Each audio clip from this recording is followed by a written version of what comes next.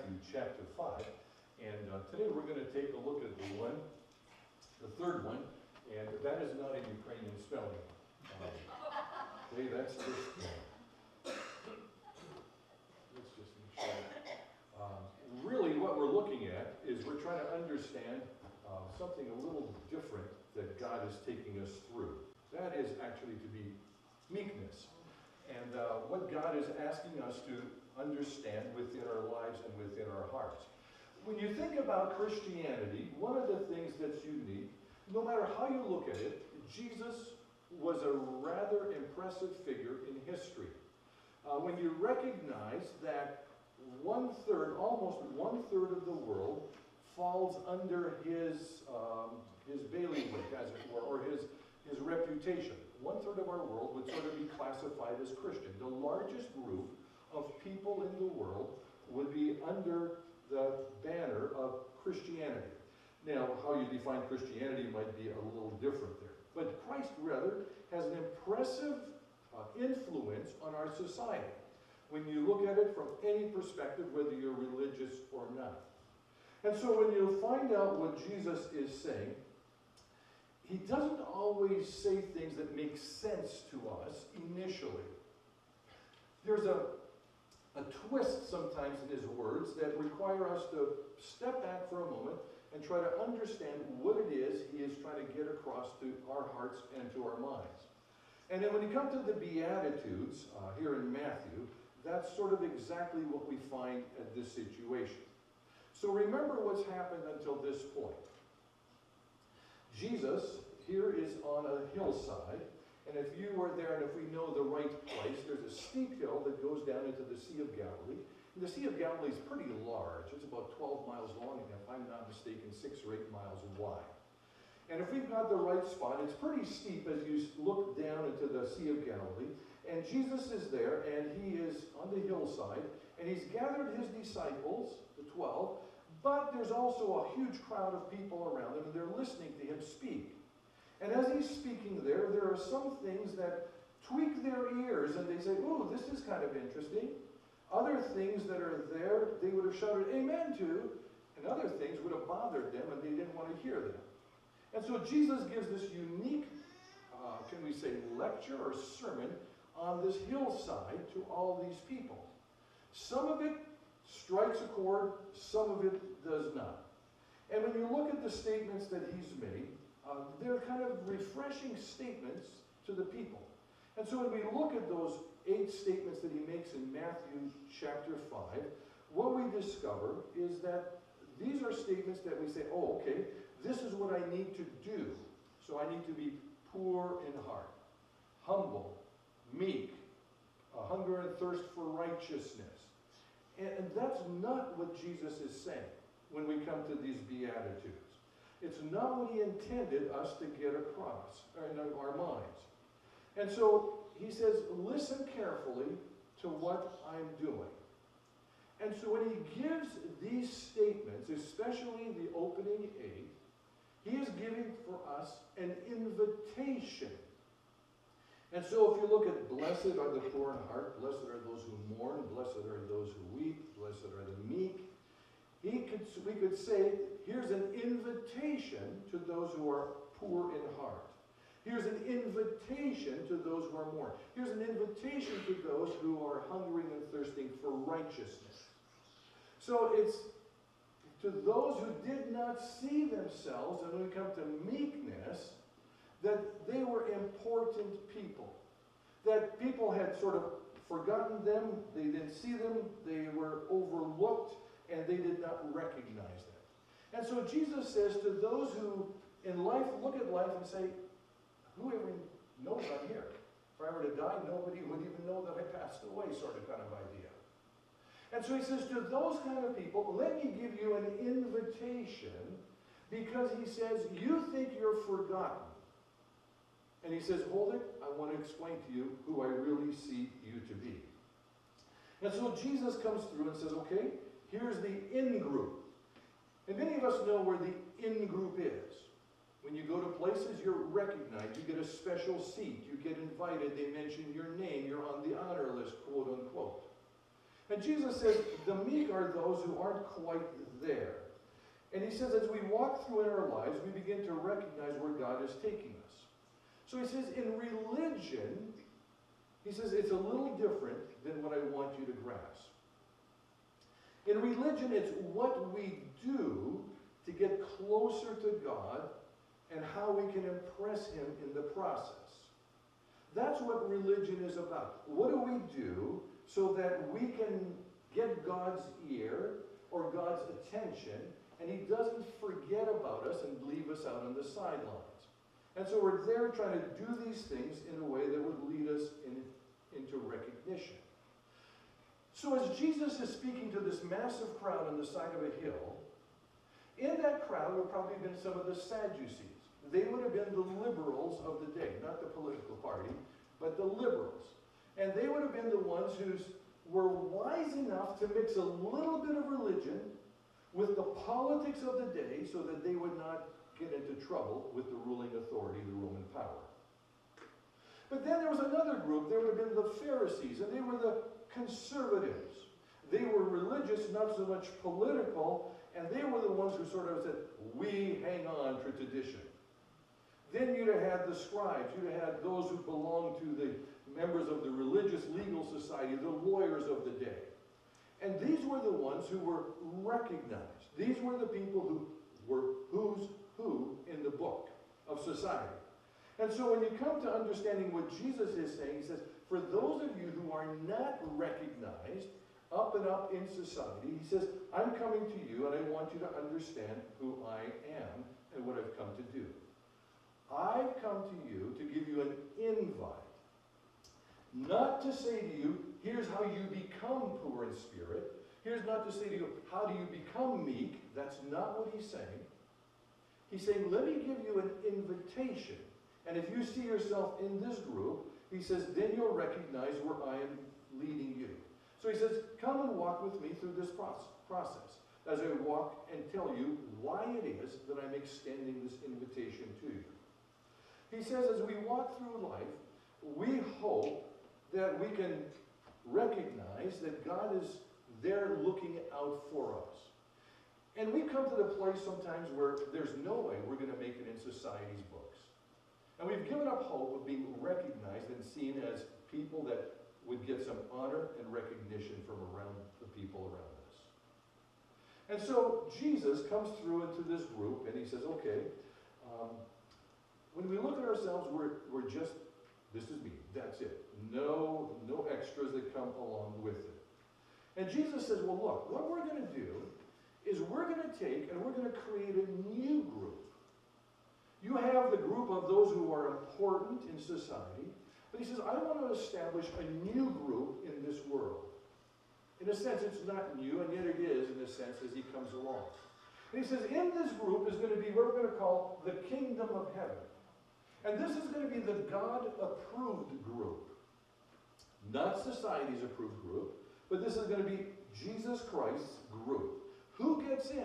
How do you get in? And he starts to lay out for us how it is that this happens within.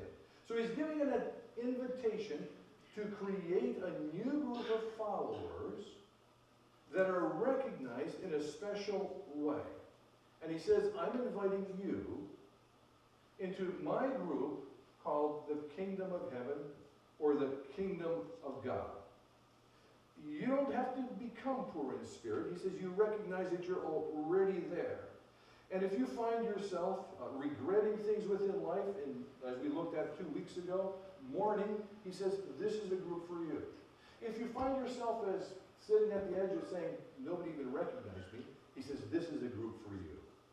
And so he gives these 8 statements, and he invites us to bring all our regrets, all our unimportance, and he says, I want you to come along with me and understand that I'm creating this new group that you can belong to and for you to recognize who you are.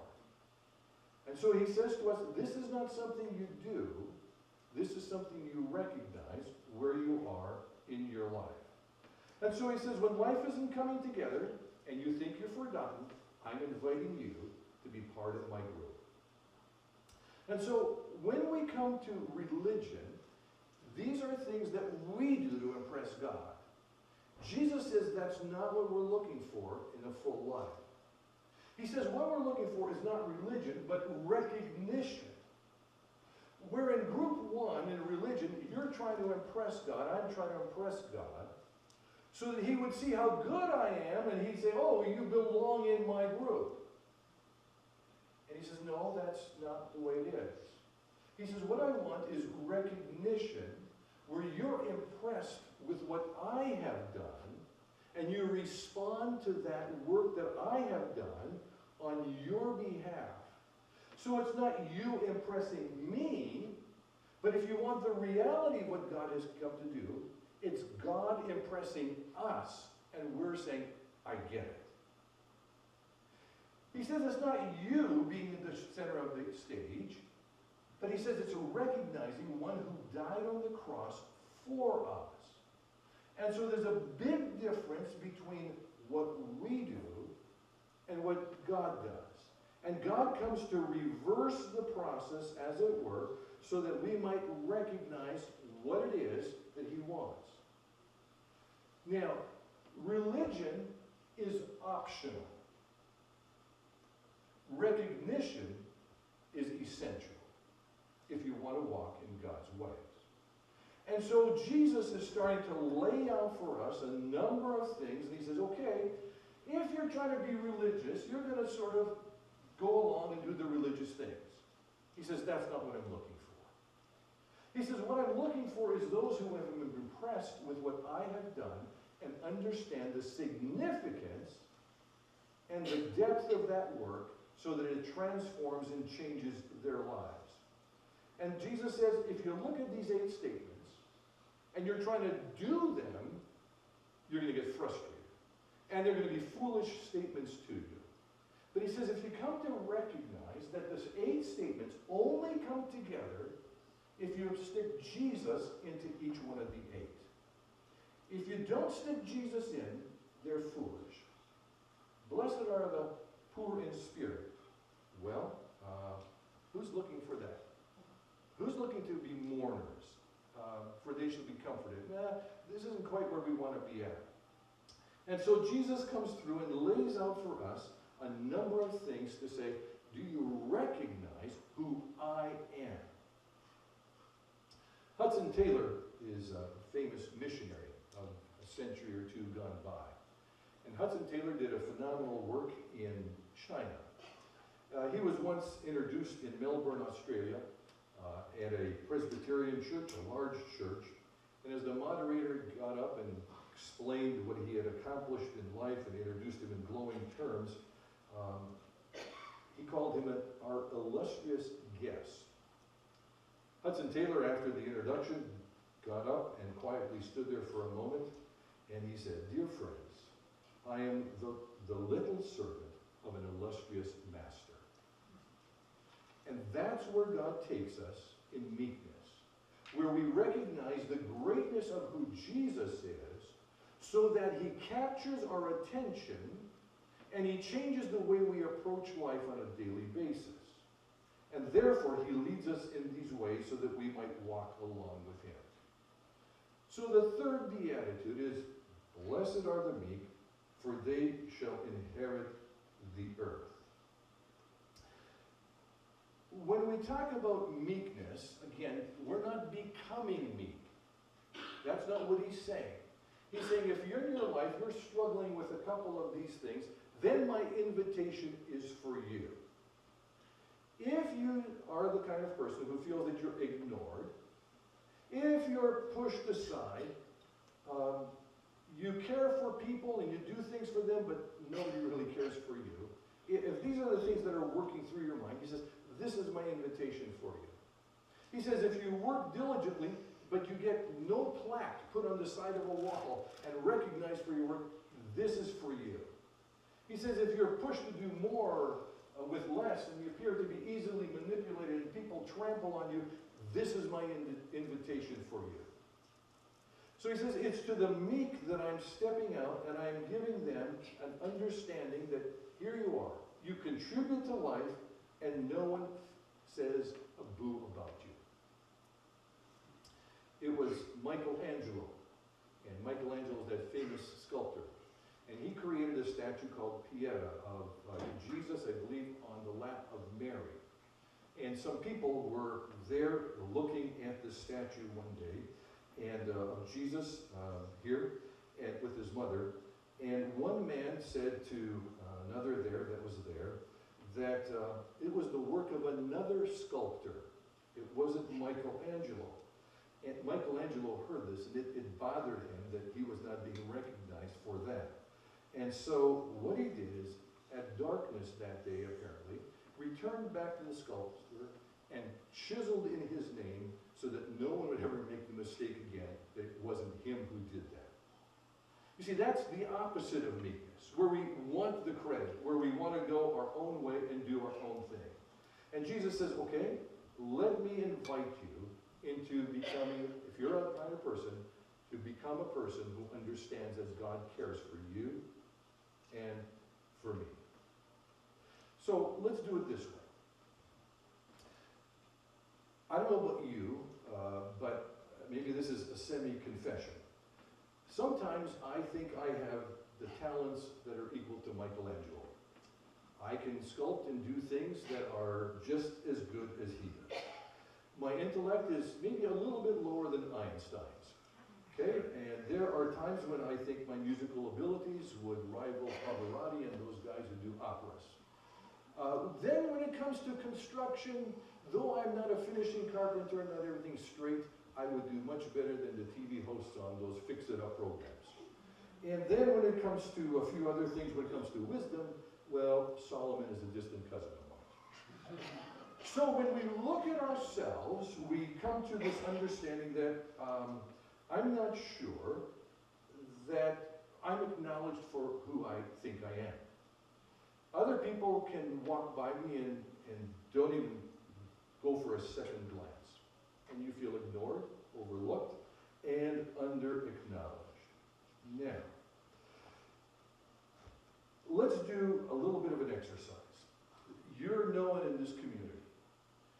Of all the people in this community, let's say there's 800, just about 900 in Dilburn, and let's give ourselves another 900 in the surrounding community. Where would you place yourself among all the 1,800, 2,000 people? Would you be in your character and abilities below 50% or above 50%? Just for a moment, put a figure in your mind where you think you fit in the community. I will not ask you to tell us where you see yourself. But just figure that out for a second. Where do you place yourself? Out of 2,000 people, would you be in the middle, a little bit above, in the 90th percentile, or the 30th? You're not supposed to lean over and whisper. The reality is, I bet most of us would, in humility, place ourselves in the 60 to 70% bracket. And I won't ask you to tell me what your percentage is. But that's probably where we would stick ourselves. We don't want to be too arrogant, but very few of us would place ourselves in the bottom 50%.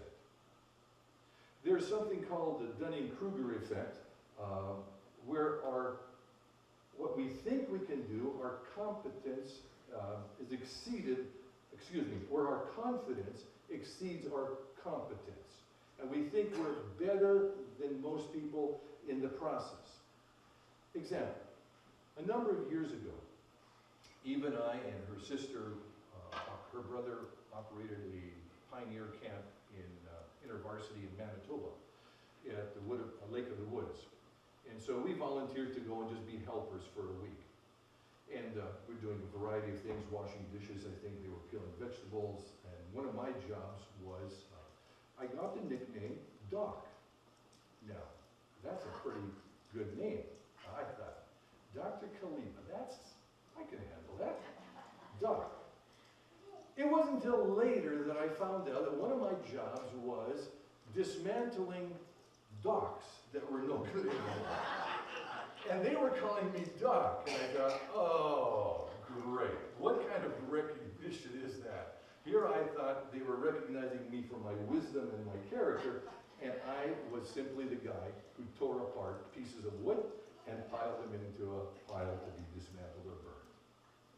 You see, most of us look at ourselves and we think of ourselves in a whole different category than we maybe really are. And we do understand what it is to be ignored in life. And so as we walk through this, Jesus says, hang on. You're going to look at life and you're going to say, no one recognizes me. And Jesus is going to say, yeah, but the meek inherit the earth. And so we say, when I look at who I am and I try to figure out where I fit into the whole situation, am I really, really there? And God says, okay. We think that the meek inherit heaven, while the unmeek inherit the earth. They get all the good things, and because we're following God, we don't get anything, except hang in there. And Jesus says, no, I don't buy that. And so he starts to lay out for us what it is that he's saying and what he means by this whole beatitude. And so where Pastor John read for us from Psalm 37, it's not an original statement when Jesus said that the meek will inherit the earth. He said, no, this was already quoted back in the Psalms. The meek will inherit the land and enjoy peace and prosperity. So it's an Old Testament quotation. And so what Jesus is saying is, I'm giving you an invitation. If you think you're overlooked and people don't recognize you, come into my group. I will recognize you like you've never been recognized before. And that's what he's offering us here in this process. But when he makes that offer to us, it's a bit of a problem. And the problems that the psalmist lays out for us are these two. Why would we want to join as unrecognized, unnoticed people when it's the unmeek who get all the goods and are rewarded? Why would we want to join Jesus' group and it's always heaven's coming and the blessings are coming down the road, so hang in there. It's going to be tough for a long time until you die, and when you die, you get to heaven and then the blessings come. And so we find it hard to trust Jesus in what he said. Really, would we want to live this way? Now, verbally we say one thing. By our behavior, we demonstrate where our hearts truly are at. And so, here's why we might choose not to follow in God's group. And he lays out for us the process here for us to understand what is going on. You'll notice that he writes for us, do not fret. And that's exactly what he's talking about. We're going to say, why would I ever give my heart over to God? Why would I, when everybody else is getting ahead, and if I follow God's ways, I'm not going to succeed in moving ahead. Now, he talks about the wicked and the evil people here in this psalm. Understand this. He's not talking about gangster-type people. He's talking about ordinary people who exclude God from their days. That's all he's talking about. And he sort of puts them into two categories. Those who follow God, those who don't.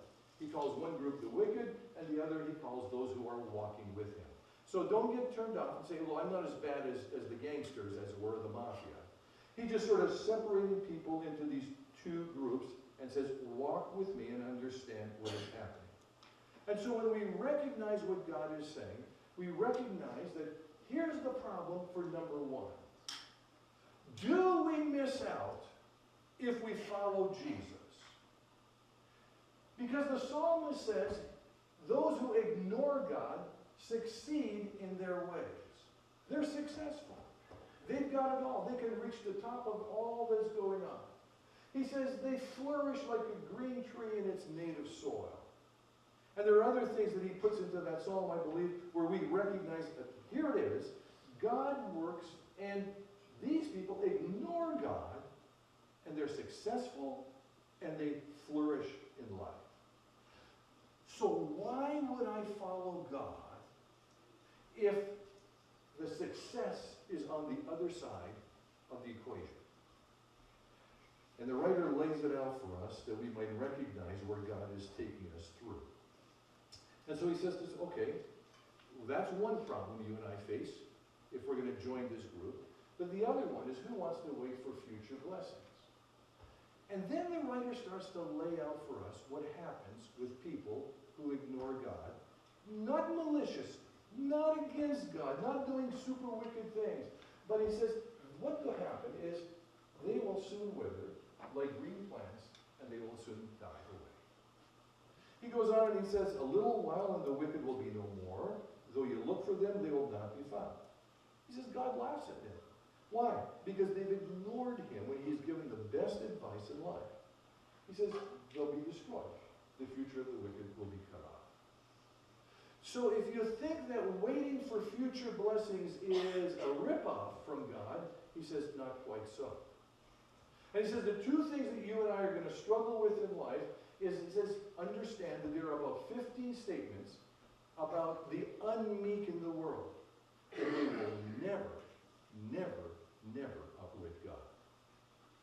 And he's painting things in black and white contrast for you and for me so that we would understand what is going on. And he lays it out and says, okay, as you walk with me, recognize where I am taking you in this world.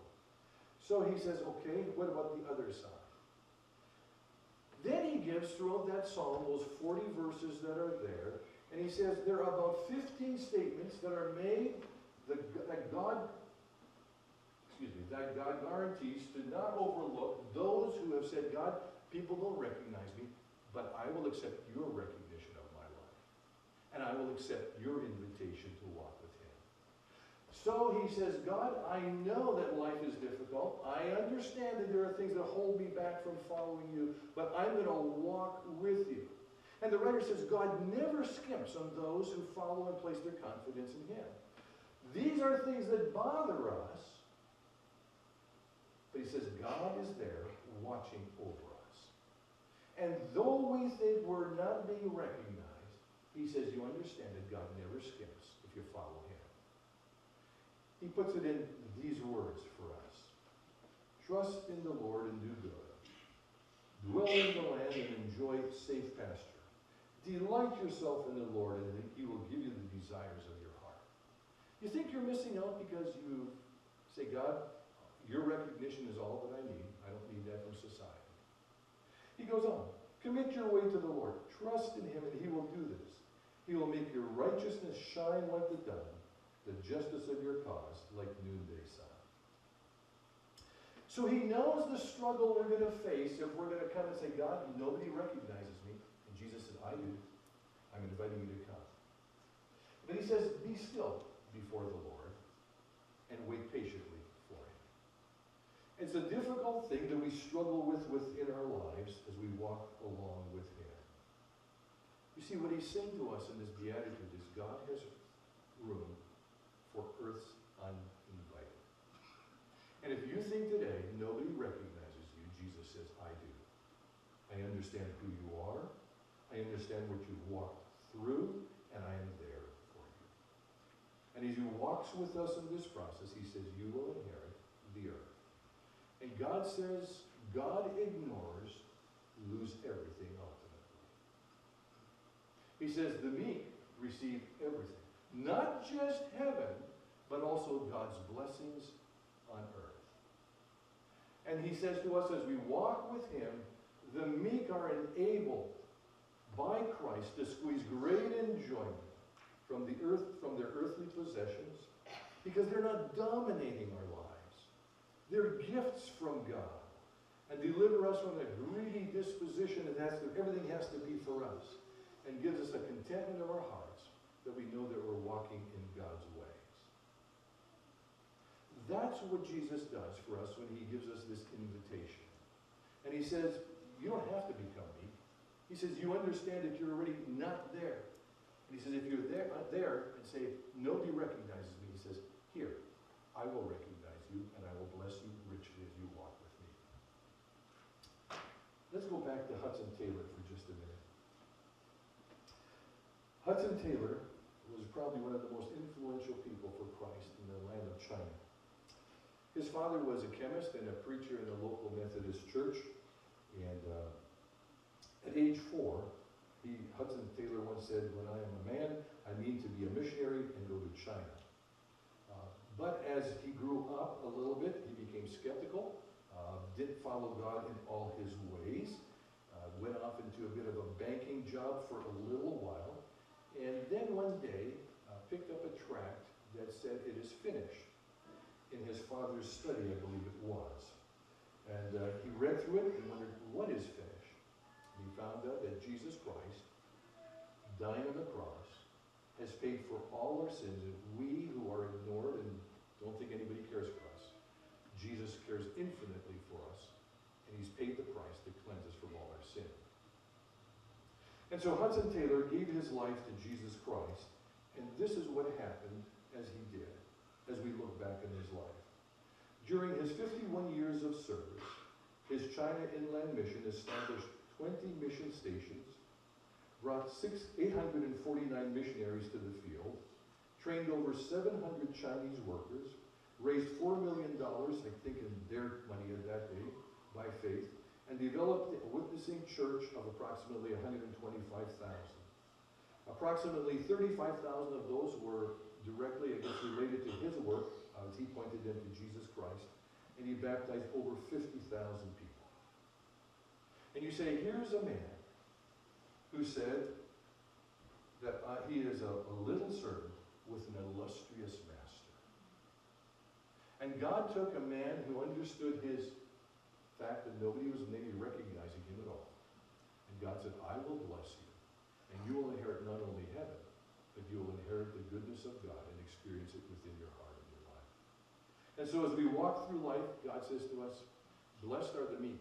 It's an invitation. If you're left out, if you think God has overlooked you, that God has given you a rough and short end of the stick, and you say, "This is not where life is supposed to be," Jesus says, "I'm here for you. I'm here exactly there for you, so that you might understand that I care for you deeply, and I have never overlooked you. As a matter of fact, I have so cared for you, and I look for you that I will die on the cross to get your attention so that you might know me." And that's why this is not religion, but a recognition of what God has accomplished. Religion ties us with burdens. Recognition releases us into the relationship with God, where we honor him, and he becomes the focal point, and we rejoice in that because he gives us the joy of knowing him. Let's pray.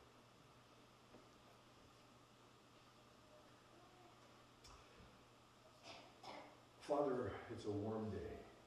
We have sat through this time, and we've looked a bit at your word. And you've given invitations to those who are poor in spirit, to those who are mourning, to those who are meek, to those who are merciful. And you're saying to us, "Hey, I'm creating a new group. This is the kingdom of heaven group." And if we look at our lives and say, "No one's recognizing us," you tell us, "Hang on. There's someone more important than the people around us who notices us." We might be slugging it out in parenthood. We might be slugging it out, taking care of people who are in difficult situations. We might be slugging it out in situations where financially we've given, and now we're facing a financial crisis ourselves. And we're saying, "Who wants me? I'm not successful."